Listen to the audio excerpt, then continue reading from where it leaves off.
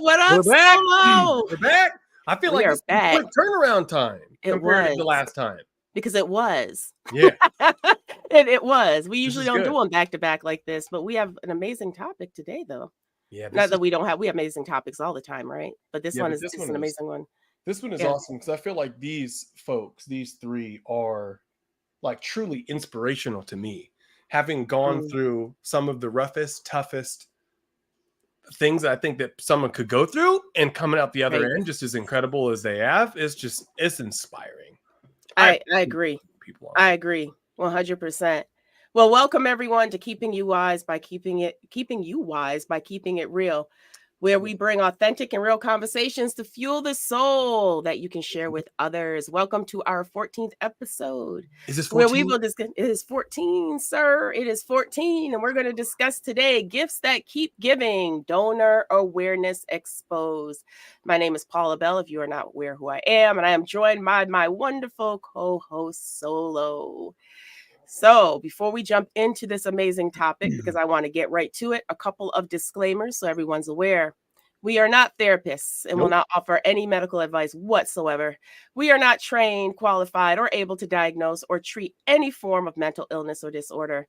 And some of our topics may be triggering. The purpose of this video cast is to have real and authentic conversation that provides wisdom to all. Please interact with us via the chat. Interact now. Let us know where you are viewing us from.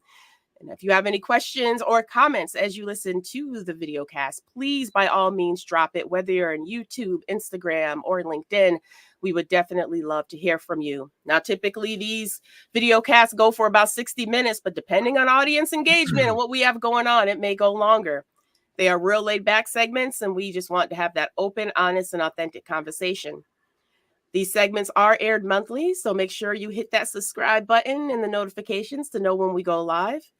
And we typically have guest speakers that speak on a wide array of topics from mental health, self-improvement, entrepreneurship, career development, and more. So, Solo, who do we have joining us today? Paula, you're making that sound good. Have I told you that? Like, you make that piece sound good. Like, disclaimers are a rough thing to get through, but you make it sound good. And I appreciate you. Hey, I appreciate that you appreciate me making it sound good. Right? So we have 3 guests today. Our first guest, Bridget Edwards, awesome. Lives and works in Des Moines, Iowa. Her family includes her wife, Mary, 2 daughters, Addie and Eliza, 6.5 and 3. And I know about that 3-year-old life. It's a great one and a rough one at the same time. She's a communication strategist by day in the corporate world and a very active mom all hours of the day and night because momming good doesn't quit. So Bridget Edwards is our first guest. You want to bring Bridget on? What's up, Bridget? Thanks for having me. I missed all of it. Thunderous applause. I love it. Thank you for being here. Next, we have Jean Dickey. Jean is a 2-time kidney transplant recipient, an analytical, organized, and detailed-oriented person who has passion for finding success, valuable, and quality solutions for business improvements. Both in his professional and personal life, he works as an advocate for patients like himself and for the importance of organ donation. He lives in Sioux Falls, South Dakota, and professionally is an executive director for the National Kidney Foundation, serving the Dakotas, Iowa, and Nebraska, which is awesome. In his personal life, he has started doing public speaking about the transplant process, being an expert himself, and the importance of mental health and the importance of empowering patients to share their stories and be honest with themselves. Also trying to bring awareness to the importance of organ donor. Jean is an incredible person, and Jean joins us on the stage now as well. 2-time kidney transplant, huh, Jean? Yes. Hello, everyone. Thanks for having me. Thank you for being here. You're a good man. I appreciate you. Last but not least, Khalil Adams, a former commercial actor and model, found himself thrust in an unexpected journey of resilience and inspiration. Truly. Growing up in Des Moines, Iowa, Khalil has had a passion for performance and uplifting people, entertaining people, making them feel great, entertained, and just really being a good thing in this community. In 2017, at just 21, Khalil faced a sudden heart failure. He had a stroke and other serious health issues. After enduring years with an external life support device, he finally received his life-saving heart in 2023, so only last year. Despite the challenges, Khalil's spirit remains unyielding. You'll see it. His experience fuels his desire to inspire others, showing them that even in life's toughest moments, it's possible to find strength and resilience within, which is why I love this guy. Today, Khalil shares a story, reminding audiences of the power of perseverance and the resilience of the human spirit. Khalil, join us on the stage. Thank you for having me. Thank you for having me. Did I do you justice, Tim? Did I do That that? I tried. That was Man. amazing. I tried, Wow. man. I tried. But I feel like I dug it.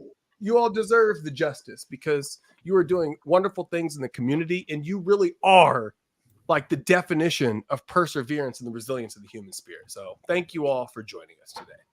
Paula, how do you Yes. know all these cool people? Like, So Bridget and Jean and I all worked for the same financial company, and we're the same one you worked for, Solo, and we're very involved in diversity, equity, and inclusion initiatives and other things like that. And I also, as you mentioned, Jean is in South Dakota. I supported many of the departments in South Dakota and my team did when I worked for that financial institution. And I actually don't know Khalil directly, but I know his mother. And so I've been friends with his mother for years. She's also a fellow Zeta Soror. nice. So I've been seeing her promotion of the American Heart Association and things of that nature. I've been seeing the stories she's been posting about Khalil. I was there praying when he was going through all of the changes and challenges he was going through as she solicited for prayers. And so I just felt this would be a great panel to have to tell their stories because they're not shy of telling them because they share them on social. So that's how I know all of these individuals. And so I would love for each of you actually, so that people get to know who you are and the great, great people that you are. Can you share your personal connection or experience, or even your story with organ donation or receiving a donation? And whoever would like to go first, by all means, go. I can jump in because I forgot to put it in my intro, which seems probably a little bit of an oversight. But I'm a kidney donor, which feels very surreal to say out loud, to be honest. That's awesome. Organ donation had always been something that I felt like was the right thing to do. When I got my driver's license, you learn about, putting the little marker on there if you're willing to be a deceased organ donor. And even from that time, I didn't really think about living donation and what that would mean and what was possible in that realm because I was super young. I still like to think of myself as relatively young, but a few years ago, my sister was going through a pretty intense cancer journey, and she's doing great now. So I'll preface it with that. But there were lots of trips up to Mayo Clinic, and different members of our family would accompany her up there. And on one of those trips, I was up there with her, just waiting in the waiting room as she was having her stuff done.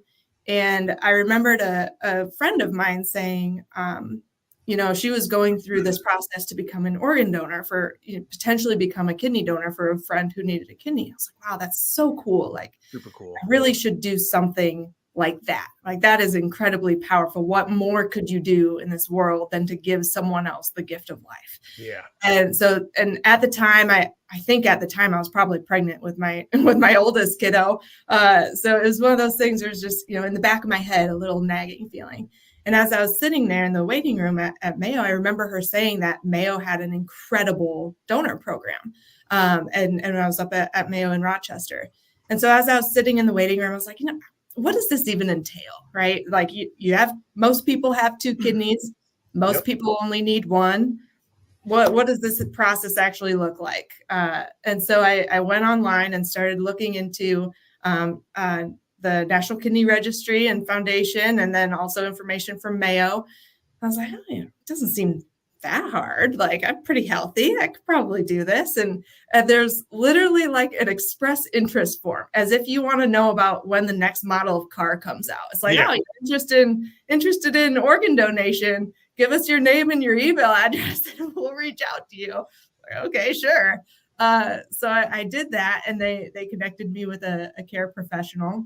That's cool. They started walking me through these conversations of, well, this is a really big thing. I'm like, this can't be that big of a thing. They're like, no, this is a big thing. And like, do you really want to do this? Are you really ready? Do you know the impact?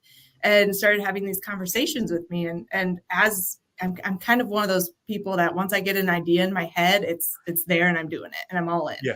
So we started having the conversations, and conversations led to the appointments to see if I was qualified and healthy enough to be a donor. That led to okay, now you're going to go up for approval with the whole medical board that reviews these. And yes, you're a good candidate. All right, put me in the pool, see if I will match with anybody. Because I was a non-directed donor. I didn't know anyone who did a kidney. Went into the pool, and 10 days later had my match. A couple weeks later, up at Mayo Clinic for the procedure. So it was so scary. Not really. So I think the thing for me that was most reassuring, I spoke with a friend of a friend who had been a kidney donor, and she had children as well, or has children as well. And both of us had actually had a C-section. And she said, if you can make it through a C-section, you're fine. This will be like, yeah. And she's like, you don't have a newborn to take care of afterwards. Like, you've already know what it's like to have that major of a procedure. You're going to be fine. So I wasn't incredibly nervous until literally right before they took me into the operating room. I was like, holy cow, I actually did this. Like, there was turning back then if I wanted to. You can always turn back until the time of the procedure. But I was all in, and I was super excited. Everything went really well. This was back at Thanksgiving time in 2022. So I'm just about a year and a half out from donation. And it was an incredible experience. Biggest, most incredible thing I've ever done. You're an incredible person. A little bit about my journey. My son is 3 too, like Eliza. Is it Eliza? It's Eliza, right? Eliza, yeah. And I always tell him, I say, son, what's being brave? He says, being scared, doing it anyway. And I felt like you were scared, but you did it anyway. And I just really appreciate your bravery, Bridget. That's awesome. Yeah. You saved a life, right, Jean? Yes. We need more of you, Bridget. Yeah, little do you know that Jean actually got one of yours, Bridget. This is the reveal. It was yours. So I know that's not true. True. So what's your story, Jean? I actually was originally diagnosed. No family history, no specifics to what we look at as the two top leading causes of kidney disease is either hypertension or diabetes, neither one of those. I was in college and during finals and got weak and sick and went to the doctor, and the doctor says, well, I have some good news and some bad news. You're sick because of stress. The bad news is you have about 50% function of your kidneys. Oh, wow. So I was diagnosed with what was called FSGS, which is focal segmental glomerular sclerosis. Wow. I like to always joke it took me 2 years to figure out how to say it. So luckily I have some time to work on it. But I'm one of the lucky ones because I had about 9 years from the time I was diagnosed to the time of needing treatment. Where most people find out, it's kind of like, now you need to or die. I vowed I would never do dialysis. So when we got to that point, I started looking for a living donor. My first donor, as you said earlier, solo that I've had two. My first donor was my uncle. That's awesome. He incredible. Was a military man. Kind of that was his background. And in fact, a few years before, he told my parents he was going to be my donor. And my mom's like, you're too old to do this. But no, he's not. And was my first donor. Have an incredible relationship with him to this day. It's one thing I'm hoping, Bridget, you said you know who received it, I'm assuming is what you're saying. So hopefully you've been able to have that relationship with your recipient as well. But about a year and a half after the transplant, I ran into some complications and ultimately had a calcium deficiency seizure, which caused the kidney to fail. Ended up starting dialysis immediately and was told at that point it would be 10 to 13 years to find out. Wow. I actually got the call in 17 months. No. So I always say that I'm kind of one of the lucky ones in that perspective. The only thing that I know about the donor is he was 33 years old. It was cardiac arrest, Boston, Massachusetts. The family had requested no information about the recipients. So my second donor was a deceased donor. And that's kind of where I got into the part of advocating for patients, because I kind of have seen all aspects of it between living donor, deceased donor, dialysis, and that perspective. So happy to say that this September it'll be 15 years. Nice. Congratulations. Transplant. Thank you.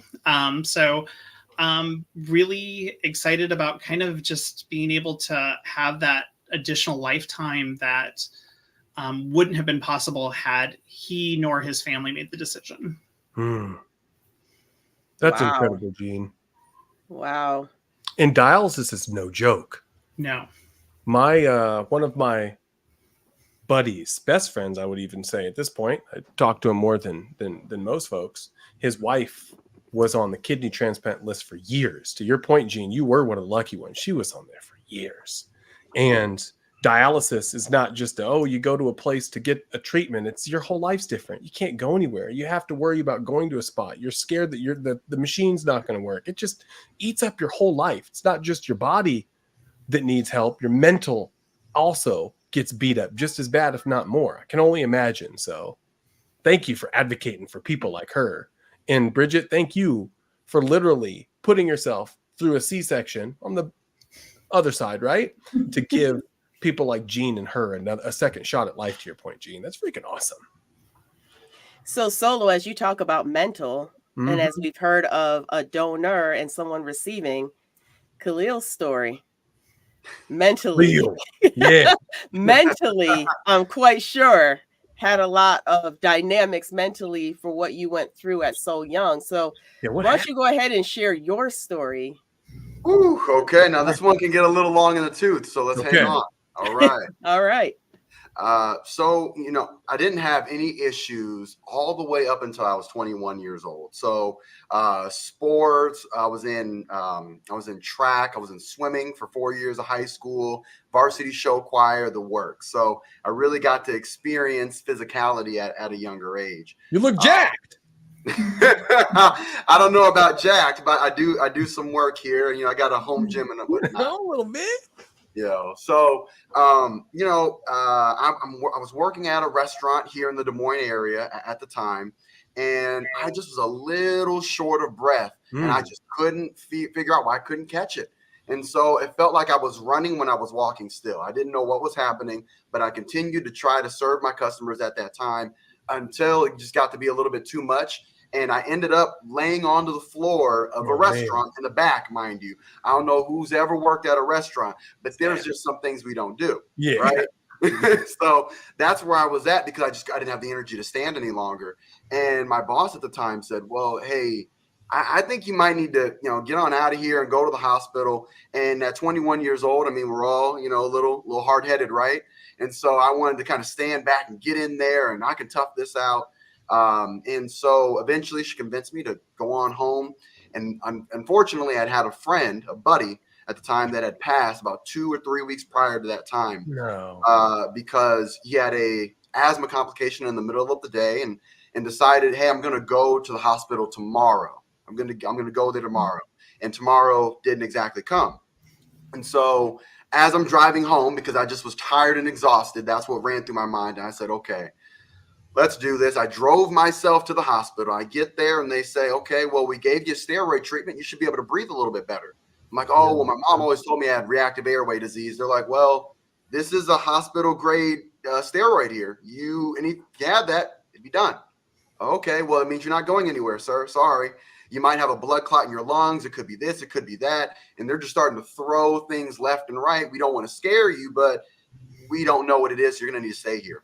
Anyways, as that story continues to complicate, that was day one in the hospital. It was March 31st of 2017. Now we're April Fools, right?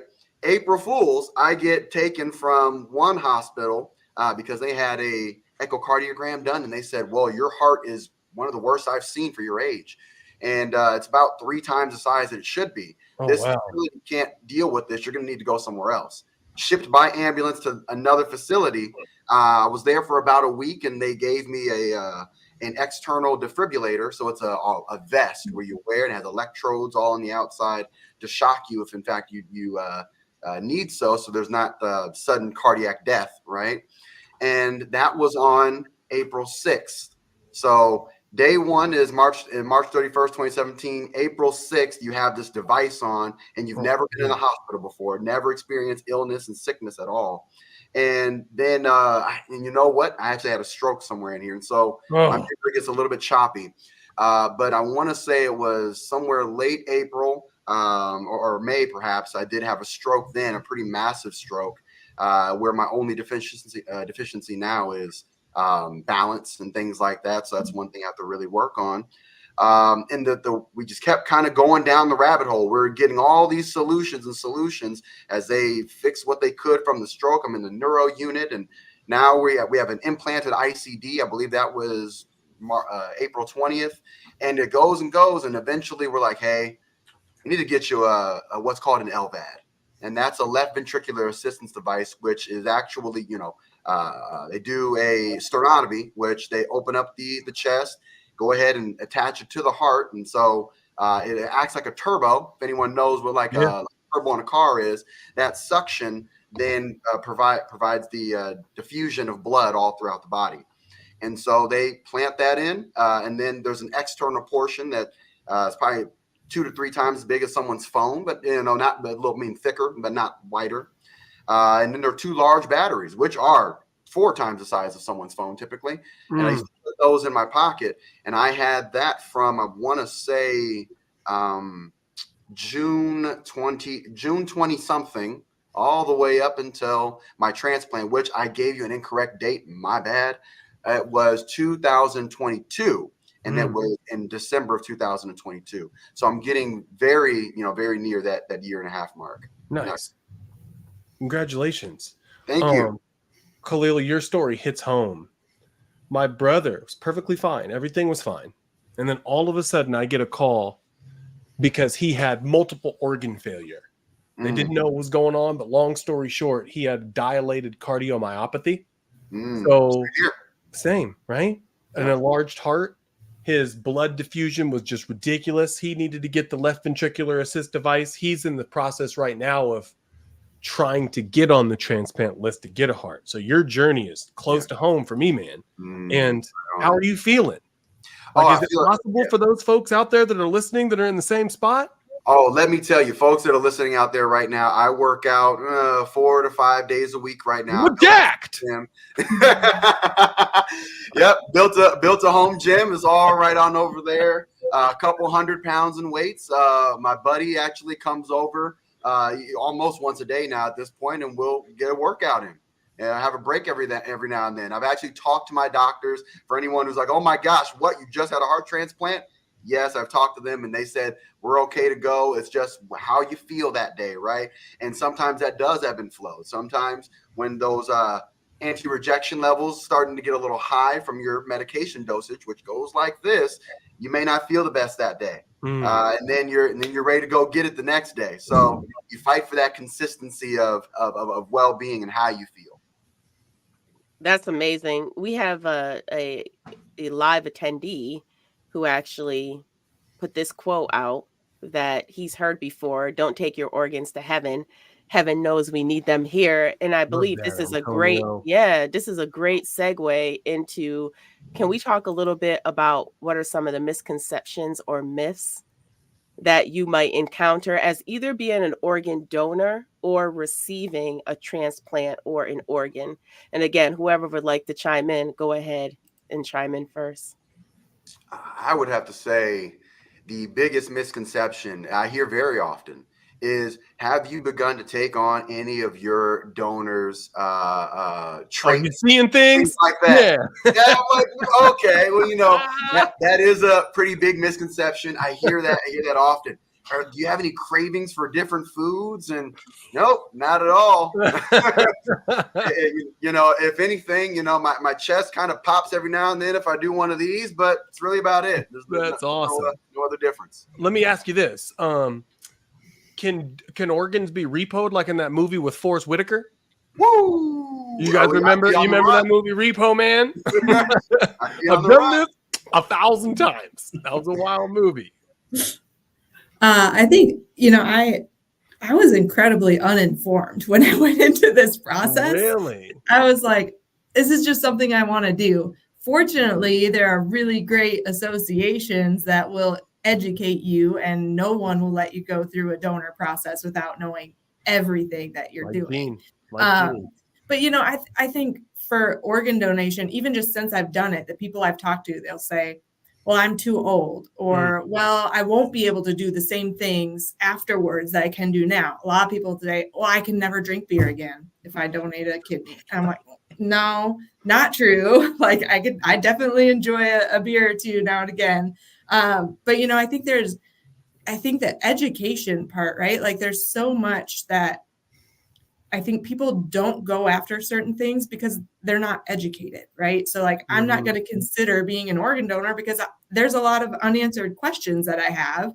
I don't have the time to get all those answers, right? And I think one of the things that was really incredible to me as I was going through this process is I didn't understand how crazy impactful dialysis is for somebody who's in need of a kidney. I didn't understand how long the waiting lists are and how many people die waiting for a kidney.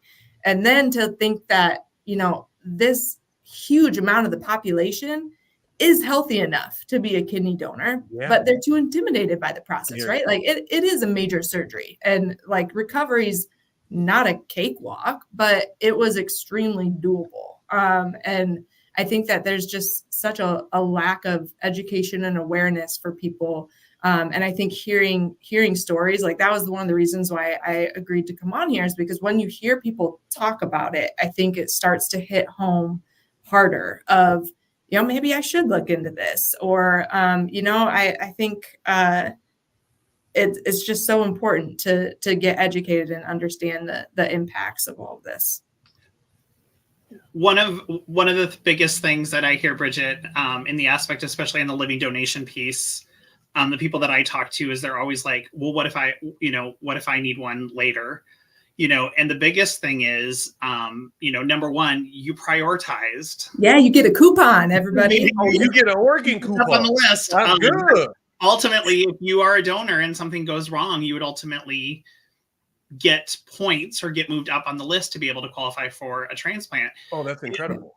The other interesting piece to that, and I was telling Paula this earlier, I said I had a doctor who once gave me the statistic that once you've been approved to be a donor, the likelihood of something going wrong is the same as an appendectomy. Yeah. You've gone through all the testing and everything possible, and they're not going to take that kidney away from you if they think that something's going to go wrong. That's a good point. By the time you go through the process, it's the same as if you were having just a regular routine surgery at that point. That is a great point. Yeah. And I would say too, like again, just back to the myths and misconceptions. I mean, in terms of what's life like after, right? Yeah, after being an organ donor, it's the same. Like I will say I have a bigger motivation to drink more water because it's very important to stay hydrated. But I'm incredibly active, young kids, work out a lot, still can go out and celebrate and have a few drinks and be just fine. So literally the same life. Is it the same though, Bridget? And I say that to say, like, when you look in the mirror, are you a little bit more just proud of yourself? Like you saved a life, like you did something big. Like when those legion of voices in our head, like all of us have, start screaming like, you ain't nothing and life is rough and you ain't got it. Like, is there a louder wolf of dissent that says, yeah, well, I cut out an organ to save someone's life. I made a difference because, there's a difference in the world because I'm here. Like, did that happen? Not really. I don't know. I feel like it should happen. It should. Maybe it's just me, like maybe I'm being too humble, but I pull it out on my siblings every once in a while, right? Yeah. Like, What are you doing with I your was life? an organ donor, so Yeah. check yourself. No, I don't know. Honestly, I feel like I'm kind of one of those people that's always chasing the next thing. Like I always wanted to have an impact, and I didn't know how that would be. I have a corporate job that I like, I'm very grateful for, I think I'm good at, but I was always looking for that bigger picture impact. And so for me, this was one of those ways. And I think after everything my sister went through, I was looking for a way to put some good karma back into the world, right? Yeah. She used up a lot of good karma, and I'm very, very glad that she did. Yeah. But I wanted to put that back out into the world too. That's so good. We like to think as people, like we're the type that we go outside and we see our neighbor's house on fire, right? We're going to run in there, kick the door in and save the babies and even go back for the dog and But that's probably never going to happen. But we have every opportunity to look for someone's life on fire right now and making a sacrifice of your own personal well-being and health, because it is scary. Appendectomies, they can go wrong. Is it likely? No, but it can. And you put yourself at personal danger and peril to help and save another person. And I just think that that's the epitome of being a hero. And I just really appreciate folks like you that are willing to do that for other people, because we need more of yous in the world, Bridget. So if you didn't look at yourself any different, at least remember these words tonight and be like, you know what? Good job. I did do something great. Thank you. So I have to ask, I know for you all, as either giving a organ or receiving one, there are things that you go through mentally, emotionally, physically.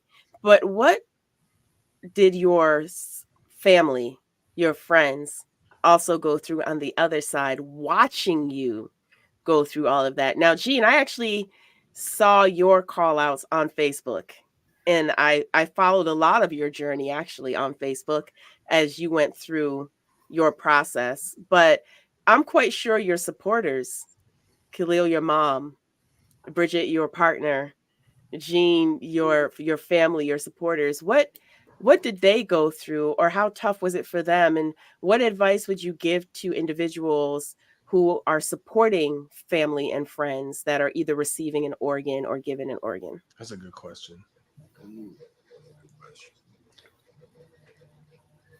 I think a big one is patience. I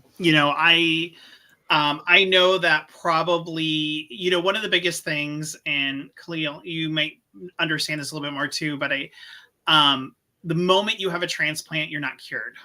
Yeah. And so I think sometimes I think that was a little bit of a struggle right after, in the aspect of we went through all this and we got there, and then you're trying to figure out the anti-rejection drugs and the immune suppressors, and you're trying to figure out making sure that you're healthy and making sure it's not literally a flip of the switch the moment the transplant happens that, oh, everything's great. So I think that's the one thing that I would recommend, or I like to tell patients to be prepared for, is that, we use the example a lot of times when we talk about like dialysis patients, that when you have your transplant after dialysis, really for the first 3 to 6 months, your schedule is not going to change a whole lot. You're still going to have doctor's appointments. You're still going to have this perspective of it. So, that was the one thing that I had a great support system within my family and my friends. I tell the story. Solo, you talked about your friend's wife who was doing dialysis. The process of dialysis literally is the filtering of your blood to take fluid or water out. So in a certain way, you're being dehydrated. I mean, is kind of the short answer. You're really not, but it's doing the function of a kidney for you. I tell this story a lot, kind of jokingly, that when there got to a point when I was doing dialysis that I would get weak. And I was still working for the financial industry that I did, or the financial company that I did at the time. And I would leave dialysis and go to work. Oh. And I would call a friend of mine and tell them, hey, could you do me a favor? And can you run down to the cafeteria and grab a salt shaker? Get some electrolytes back in your system. What's that? You can get some electrolytes back in your system. That's exactly what it is. Because if they take too much water off, or you're starting to feel lightheaded, the best way to do is to get something in your system. I've now learned over years. Now they talk about pickle juice. I'm like, that would have been so much nicer 15 years ago to know pickle juice. But yeah, so I would take a glass of water and just put a little salt in it to get myself back. And it was funny because that one day he asked me, he's like, why are you asking for this? And I explained it. And he's like, you're no longer going to call me when you're driving to work to ask me to do this. The salt shaker is not leaving your desk. Yeah, like it's staying here. Yeah, that's awesome. But yeah, so I mean, it's the biggest thing is, and the one thing I guess I appreciated most in my support system, and still to this day, I mean, as a kidney, I'm still a kidney patient. I'm a transplant recipient, but I'm still a kidney patient, is the understanding of there are still ups and downs, and understanding that as a family and loved ones, to know that it's not just a flip of the switch and everything's back to normal. Yeah. That's good advice. Wow. That was beautiful. Absolutely beautiful. I don't know how I'm going to match it. Got this, Khalil. But one of the thoughts that I have is I'd have to say around presence and somebody being there for you, right? Because in today's world where we have social media networks that we're able to reach people from across the planet, actually being there, being in the hospital room, going on that daily walk, whatever that is, helping them with the workout routine, or whether it's a medication bundle, helping them get those things together, being there physically for somebody is something that's huge. For me, I had to sit in the hospital for months. I believe it was 4.5 months at one point in time. And so being, my dad and mom, they both basically moved into my room there. So they both had a hotel for months. And they would come and visit, and they would communicate and alternate. They had buddies and friends and honestly just acquaintances who I didn't know paid enough attention to come out and see me, 2 hours away. So those are the things that leave an indelible impact with whoever the person is that's sitting in the bed, that's going through the mental ups and downs, because that's something that you really can't help with, right? You can help inspire, you can help with ideas, maybe tips or tricks, but really someone has to deal with these things on their own. And it takes that being with self and silence in order to accomplish that. That's awesome. Can I ask, how'd you guys get through it? Oh, hey, I got that for you.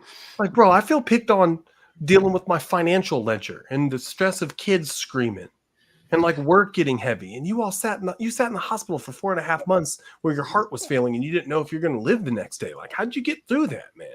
Well, I will say I was pretty confident on living the next day because I was in the hospital. So if something goes wrong, hey, they're going to keep you alive, right? With tubes everywhere, but we're going to be all right. Yeah. You know what I'm saying? So, but when we're talking about the actual transplant itself, there is always a risk there, right? But how do you stay up when really tough emotional times fall on you? Your scale of what moves you emotionally and as a person tends to shift a little bit. It tends to evolve. So there are little things that used to upset, bother, or ruffle the feathers in the day no longer do anymore, right? Yeah. That person cutting you off, I'll smile and turn up the music and keep going, right? And then turn and keep moving. I mean, you're not cursing, you're not angry, so if there are things in your life which are providing you pressure, that pressure doesn't really move you. There's another side to that is, now you need to make sure that you really are on yourself to do things, because the scale of consequence doesn't affect me any longer. So, I'm gonna do this if you don't do that. Okay, that's good. So you're so you have to fight with that in order to kind of stay in the game, especially at 28 years old, in the rat race, so to speak, of trying to go, because that's what we usually do. but it's almost like you've been removed from it, detached a little bit. And Yeah. so you have to find moments to really sink yourself back in with the flow of people, because that's what people do. But then you have to recognize where you're actually at and be able to kind of turn it off, so to speak. Gotcha. So it's like your perspective just shifts. Your whole perspective on stuff your perspective shifts. shifts, and what you do is you have to step in and out of that perspective, right? Mhm. And so if you think of like a line, like a 2D object, 2D line, and you're stepping in and out of it. So I step in to deal with and to have the hustle and bustling. Oh, we got to get this report in because this is going to happen. And oh, the world's going to end if this doesn't go down. But in actuality, somewhere in here, the business blows up. We'll build a new one. Yeah. You lose this house. Hey, you got to work for a little while, but you get a new one. As long as you're alive. Transplant list, and we'll get it. Like exactly. we did it again. We'll do it again. Exactly. I've been through so much, and I'll do it all again. And so it's one foot in front of the other, day by day. That's what gets you through those times and that ebb and flow. It's funny you said that. I heard about this like super elite level of business owners that are just balling. And the criteria to get in this mastermind is you have to have had $10 million plus, lost it all, and then built it up again. Like that, like knowing that $10 million and losing it and building it gives you something different than just having it in the first place. Mm-hmm. Like you had an entire life, almost lost it all and built it up again. It like gives you this resilience that I'm hearing that you have, which is awesome. Like Gene, any comments on that? Well, and I think one of the biggest things with at least with my experience and in other patients that I've talked to, the one thing that I always advocate is being honest with yourself. I did what I called the grin and nod. I use that analogy a lot of like when people are around, I'm fine. Yeah. But let me get home by myself and have my breakdowns and whatever I need to do. And I think to a point that's okay.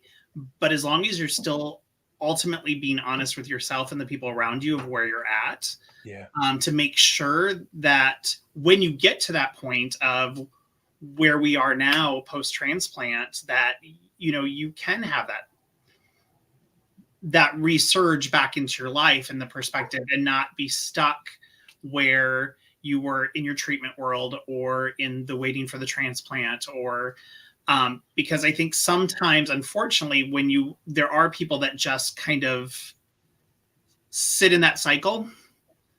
And so one of the things that, and I talk about when I talk with patients and things is number one, being honest with yourself and number one, being honest with, even with your medical team. One of the biggest things that I originally said, when I started talking about a little bit about mental health amongst kidney patients is one of the biggest first questions you get asked as a clinical question is, have you ever sought psychiatric help? It's a clinical question. It's like being asked, do you feel safe at home? Yeah. However, as a kidney patient, there is a life expectancy of a transplant.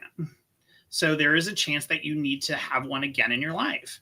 And the question is, so if I'm having psychological issues or I'm struggling, who do I talk to? Because the people that I need to talk to ultimately are going to decide if I get to have another one. And that's where, a lot of times when I talk to patients, it's like, that's not being 15 years removed. I can have that conversation that I understand now that was a clinical question and not going to be a deciding factor on whether or not I got a transplant, if that makes sense. It does. It does. Wow. Wow. How about you, Bridget? When your family heard that you were going to donate a kidney and then you go through the process, what was that like for you? Well, it was good that my mom was all the way gray already because I think she would have had a little more gray, right? Like she had just gotten one of her kids through this huge struggle with cancer. And then I come along and I'm like, I'm going to give away my kidney. And she's like, I'm sorry. No. Just relax. We've had enough time at Mayo Clinic. Like we don't need to be going back there. Mm-hmm.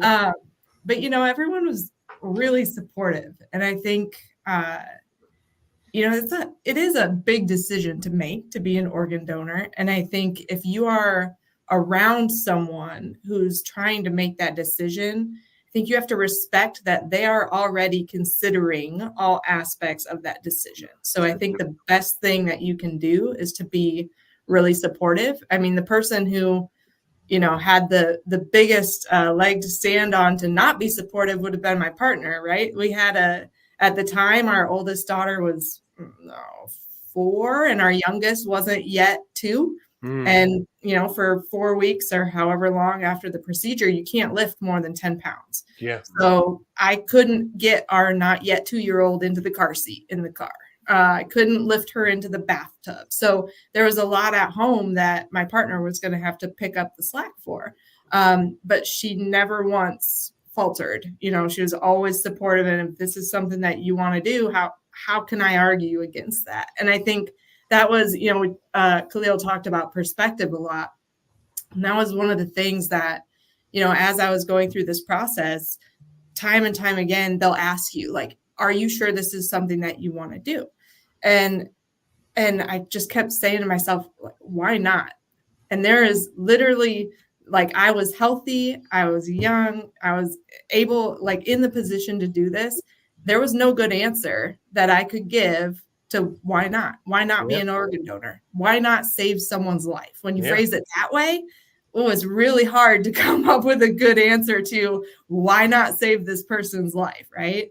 Everybody's busy. Everybody has, a crazy family life. But I couldn't answer that. I couldn't come up with a good reason for why not. So I think that perspective was hugely important to me. That's awesome. So to all of you who have been a part of this process, looking ahead, right? What are your hopes and aspirations for the future of organ donation and transplantation? Let me start that off. So one of the thoughts that because I had a lot of conversations. I'm in the hospital for 4.5 months. Yeah, right? you were in there. Yeah, I was in there. I mean, I was so in there. I was cool with the nurses. I mean, like, it was like, hey, what you guys doing over there? We're working today. Because I had nothing but video games and TV shows, right? So it's hard to think, what if, with 3D printing, right, we're able to take a material and we're able to print said material in whatever that matter is, right? And so could you not, with more advanced technology, looking at quantum computing that's eventually going to be coming out pretty soon, I believe one may even already be made, then we may be able to have something like that pretty darn soon. Now we're not looking at years being on a transplant list. I mean, it's probably going to be a lot of money, sure. Take some of, get a biopsy and then they'll be able to create it. Might be months as opposed to years, right? It's crazy to think about that. It's a good point. Quantum computing with AI, we could probably figure it out. Exactly. That's cool. I hope more people donate. I think, there's a lot of healthy people walking around with 2 kidneys and most people only need 1. And I think that I think there's a lot of people out there searching for, how do I make a difference, right? I think a lot of people ask themselves that question every single day. And I hope more people get educated around the donor process and realize this is a tangible way that you can make a difference. Like you said, Solo, the chances of my neighbor's house catching on fire and me getting to be the hero, not very high. Not gonna happen. And even then, I'm calling the fire department. No, you do it, Bridget. You kick the door in. You're saving the dog and the kids. You're doing it. I'm going to call the fire department first, at least. But this is something that people can do. So I hope more people become educated and that those wait lists are no longer 13 years, 15 years long.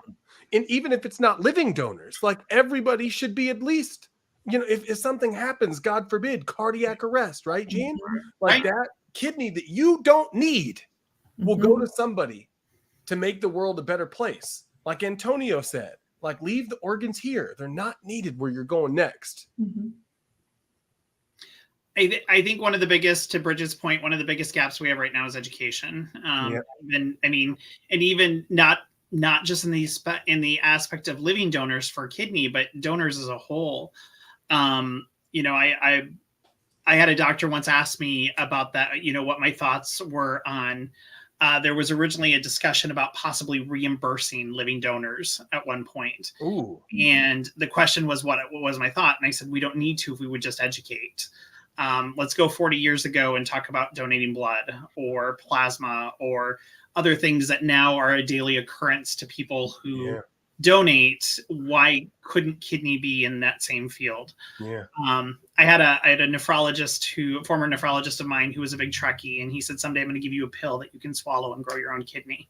Would love to get to that point. I don't know that we ever will. But you know, I think the biggest thing, at least in the world of kidney, we've seen a lot of advancements in the last 3 to 4 years, which has been a long time coming in this industry. And I'm hoping, you know, in the sake of in the sake of organs as a whole, of some of these advancements that are being made, and even, you know, we're talking, you know, in the last couple of years, I think it's been synthetic lungs. You know, what can be done to go across the board. So I think, as long, to Khalil's point of looking at technology and how can we continue to be better, and ultimately erase that list. Because, I mean, right now there's over 100,000 people waiting for organs. That's crazy.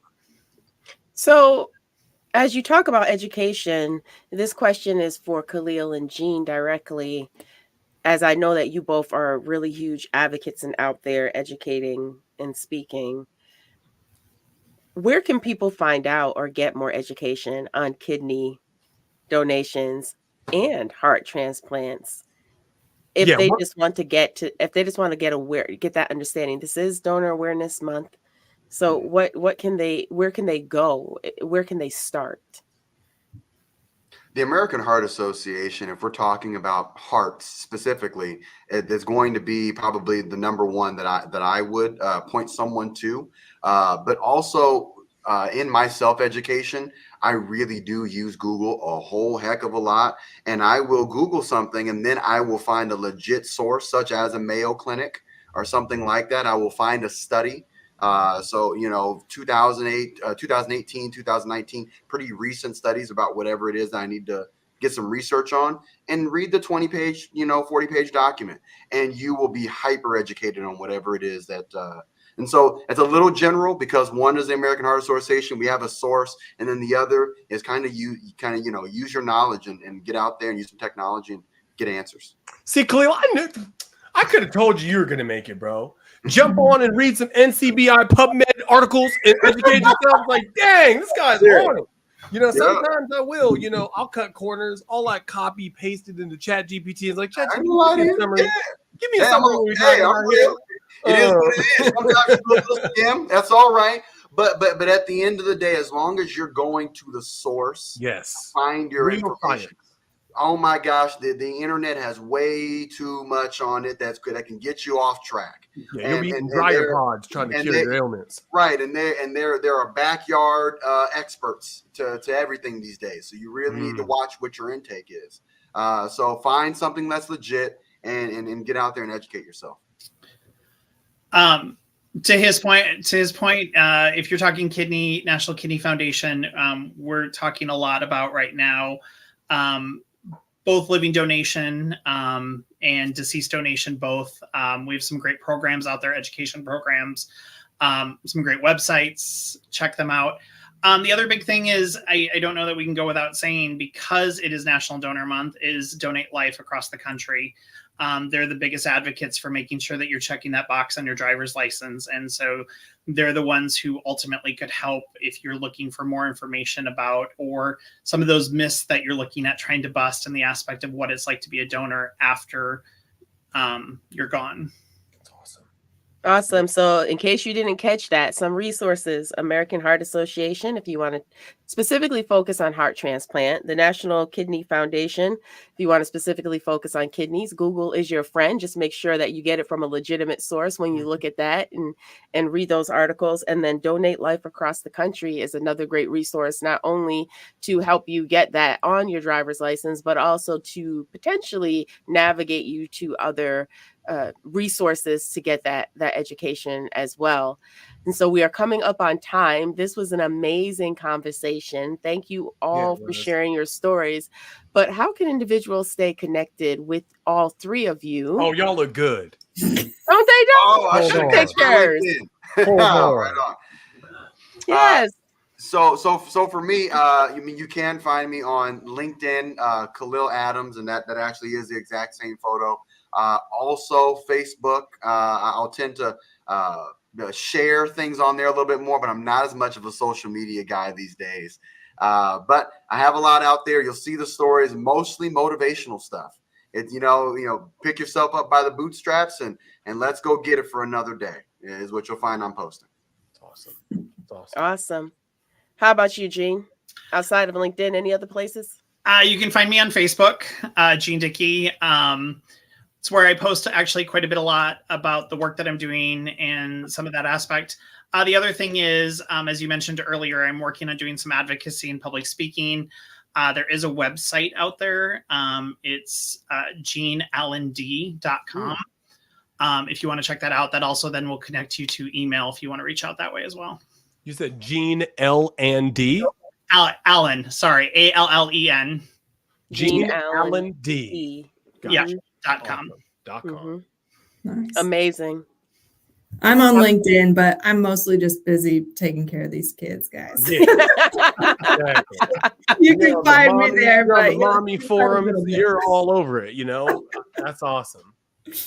I love this comment we got from the audience as well. Again, from Antonio. This is a good comment. You can always start small too. You may not want to donate an organ right now, but you can donate blood or plasma as well until you feel more comfortable to go big. There are some of us like myself who cannot donate blood, unfortunately, and because of the blood type I have, and I have abnormal stuff going on, y'all. But if you can, it's a great thing. It's a great thing to do as well. So yeah, you don't necessarily always have to go big. You can start small. And that to me is still not even starting small. You don't know whose life that blood might save. Mm-hmm. So you can start by doing something if this is something that you choose that you want to do. So before I throw up our social, are there any last words that any of you all would like to give? I would say, Paula, we know why you can't get blood. Like, you're allergic to kryptonite. You leap tall buildings in a single bound. They hit that needle and it just bends. We get it. Like, Paula's my superhero. So I appreciate so let me dispel that myth really quick. And I'll be vulnerable and say the reason actually I can't get blood is because of my anemia and I have to sickle cell trait. And so I have it's just abnormal blood stuff going on. And when I tried to give blood when I was in college, I pretty much passed out. Almost passed. Right now. I was almost gone. Almost. They saved me before I hit the pass out and hit the floor, but it was pretty much like, They actually gave you your blood back as the donor. It was. But you know what? Even then, I still didn't know at that point in time I was anemic or had the sickle cell trait. I found out when I was pregnant with my twins that was what was going on there. So unfortunately, I cannot give, but I know there's many who do. I tried. It just didn't work. It just didn't work. Just didn't work. So any last thoughts from anybody before we call it a wrap? I would just say have the conversation. If you're curious, reach out. The thing that helped me the most when I was considering being a kidney donor was talking with another donor and listening to her go through the experience. I called her asking for, hey, did you experience this or what was this like? And hey, afterwards, could you still do this okay? And that was a great resource for me. So there's tons of groups out there and tons of great stories. So, tune in. So, thanks to everybody who listened to this one. I think that's a great first step. That's awesome. Great advice. Anyone else? If not, it's okay because we gave a lot of information. I mean, I get it. We gave a lot. And I might have y'all back just to hear where you are in your journey. Because as you said, just because you got the transplant or the organ, that doesn't mean that the work doesn't stop. You're still on a journey. And so I get it. But for those who are tuning in, that's a wrap for us for this evening. I do want to show our social details. As you know, solo isn't anywhere. He sometimes might show up on LinkedIn. Social but media even then, ninja. I hit a smoke Yeah. bomb after these podcasts and disappear. yeah, he's not on social, but here are all the places that you can find us. We definitely hope you enjoyed this episode. I know I did. Thank you for sharing your personal stories. It was very engaging and I enjoyed it. And thank you for those who were commenting, liking, all of that. We love it. But to keep these conversations going, please go ahead and subscribe to these channels and turn on notifications, not only to know when we go live, but you can always comment at any point of time and we'll make sure that we get an answer to you. And remember, as Solo always says, for each one, reach one, teach one. Also, when you know better, do better. We know better today, so let's continue to do better. And with that, we will see you all next time. You would think I'd have my stuff together, but I don't. Hey, it sounded smooth. I thought you were about to hit it in the outro. I was like, man, we about to. We about to. Jean, Khalil, and Bridget, Solo, remember, stay on afterwards. But for everyone else, have a great evening and catch you next month. See ya.